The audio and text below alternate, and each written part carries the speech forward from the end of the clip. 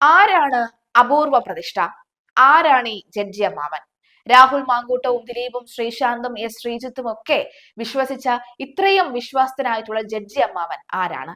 തിരുവിതാംകൂർ രാജാവായിരുന്ന ധർമ്മരാജ കാർത്തിക തിരുനാൾ രാമവർമ്മയുടെ കോടതിയിലെ നീതിമാനായ ജഡ്ജിയായിരുന്നു തിരുവല്ല രാമപുരത്ത് മഠത്തിലെ ഗോവിന്ദപിള്ള. ഒരിക്കൽ തെറ്റിദ്ധാരണയുടെ പുറത്ത് സ്വന്തം അനന്തരവന് അദ്ദേഹം വധശിക്ഷ വിധിച്ചു. ശിക്ഷ നടപ്പാക്കി കഴിഞ്ഞപ്പോഴാണ് വിധി തെറ്റായിരുന്നുവെന്ന് അദ്ദേഹം തിരിച്ചറിഞ്ഞത്. പശ്ചാത്താപത്തിൽ നീറിപ്പുകഞ്ഞ ഗോവിന്ദപിള്ള രാജാവിനോട് തനിക്ക് ശിക്ഷ നൽകണമെന്ന് അഭ്യർത്ഥിച്ചു. സ്വയം തീരുമാനിച്ച ശിക്ഷ പ്രകാരം തന്റെ പാദങ്ങൾ മുറിച്ച ശേഷം മരണം വരെ തൂക്കിലിടാൻ അദ്ദേഹം ആവശ്യപ്പെട്ടു. ദുർമരണം സംഭവിച്ച അദ്ദേഹത്തിന്റെ ആത്മാവിനെ പിന്നീട് ചെറുവള്ളി ക്ഷേത്രത്തിൽ പ്രതിഷ്ഠിച്ചു. നീതിയുടെ ഭാഗത്ത് നിൽക്കുന്ന ദൈവമായി പിള്ള അന്നു മുതൽ ജഡ്ജി അമ്മാവൻ എന്ന് വിളിക്കപ്പെടുന്നു. മറ്റു ക്ഷേത്രങ്ങളിൽ നിന്ന് വ്യത്യസ്തമായി ജഡ്ജി അമ്മാവൻ കോവിൽ രാത്രിയിൽ മാത്രമാണ് തുറക്കാറുള്ളത്. ക്ഷേത്രത്തിലെ അത്താഴ പൂജ കഴിഞ്ഞ് നട അടച്ച ശേഷം രാത്രി 8 മുതൽ 8:45 വരെയാണ് ജഡ്ജി അമ്മാവനെ തൊഴാൻ ഭക്തർക്ക് അവസരം ലഭിക്കുക. അതുപോലെ തന്നെ കഴിഞ്ഞ ദിവസം രാത്രിയോടുകൂടിയാണ് ഇവിടെ രാഹുൽ മാങ്കൂട്ടം എത്തിയത്. കൂടെ മറ്റാരും ഉണ്ടായിരുന്നില്ല എന്നാണ് മനസ്സിലാകുന്നത്.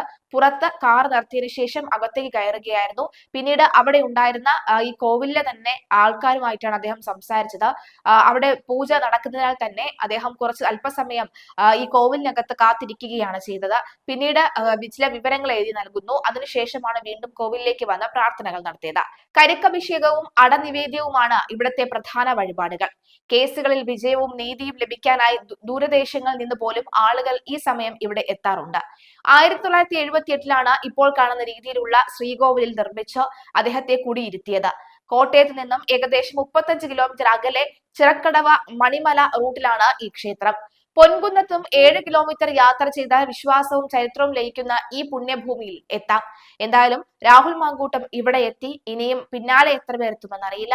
എന്തായാലും രാഹുലിന് നിലവിൽ ഇപ്പോൾ ഹൈക്കോടതിയിൽ നിന്നും സെഷൻസ് കോടതിയിൽ നിന്നും കൃത്യമായ ഒരു നീതി ലഭിക്കുന്നുണ്ട്. ഇത് തുടർന്നു കൊണ്ടുപോകാനും തന്റെ ഭാഗത്തുള്ള തെറ്റില്ല എന്ന് തീർച്ചയാക്കാനും അത് കോടതിയിൽ ബോധ്യപ്പെടുത്താനും കൂടി ദൈവസഹായം കൂടി തേടാനാണ് അദ്ദേഹം ഇവിടെ എത്തിയത്. എന്തായാലും വലിയ രീതിയിലുള്ള പ്രാർത്ഥനകളും നീക്കങ്ങളും ഒക്കെ തന്നെയാണ് ജഡ്ജി അമ്മാവൻ നടയിലും അല്ലാതെയും രാഹുൽ മാങ്കൂട്ടം നടത്തുന്നത്.